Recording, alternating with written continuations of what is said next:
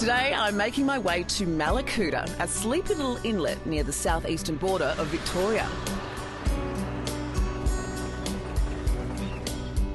But there's actually more to this town than you might think. So where are we?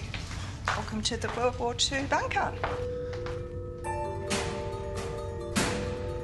Wow.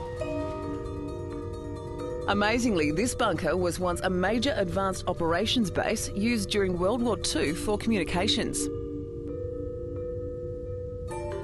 This is some of our original radio equipment that was used here by the radio operators. There were 12 men who worked down here as, more correctly, wireless operators. They were RAF personnel. And what they were doing was listening into the shipping going up and down our coastline because it was under threat. There were Japanese submarines operating off the coast and 22 Allied ships had been sunk. There were 128 lives lost, which was very tragic. So they were performing a very important role here. And so this is obviously quite a secretive facility. How many people within just the RAF even knew about it? Was it quite secret even within the armed forces? Oh, very much so. We have had a visit from an elderly gentleman who was quite high up in the RAF during the war, and he told us that he didn't even know about it. So I think it was kept quite secret. And tell me about some of the people that come down here, because this is not a place that I would expect to find in Mallacoota. No, people do get quite a surprise when they discover us. We do host tour groups on buses, etc. And very often older people have had first-hand experience of the war, and they get quite emotional at times when they see something like this.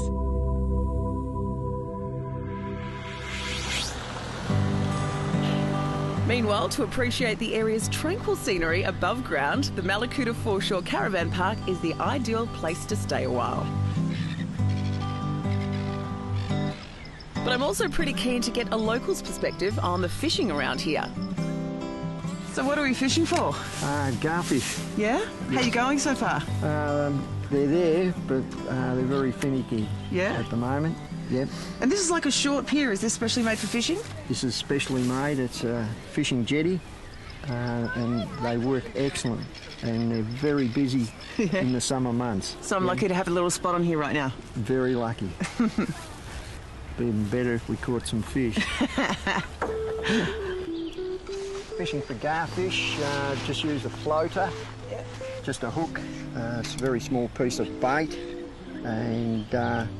So what kind of bait are you putting on that? Are you putting on live worms or? No, I've got squid and I've got some homemade dough. Okay, so they're gourmet garfish. They're gourmet garfish. They taste gourmet too. Very good. Okay, so will you trust me to have a go? Yep, certainly. Okay. That's it. That's better. It's not bad. I feel good about that. And now do I put that over? That's correct. And put it back in? Yep. All right. And now we wait. And that. Come on, tasty garfish. See the rings on the water there? Yeah. That's the garfish eating the oil. Oh, okay. But is he going to nibble on my bait and give me... Don't know. Oh, you've got to be patient. Fishing is for people that are very patient. I've heard that patience is a virtue. I'm still working on that. They're coming up now, see? So they're coming towards the bait? Keep the line tight. Drop it. Oh! At least someone's out there catching fish.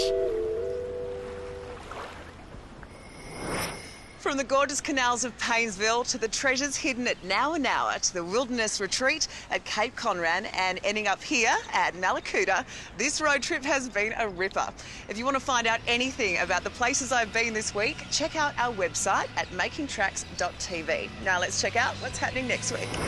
Make sure you tune in to our final episode for this series as we take a look back at some of our favourite road trips throughout Australia. That's all we can fit into this week's show, but I'm going to keep exploring. See you next time on Making Tracks.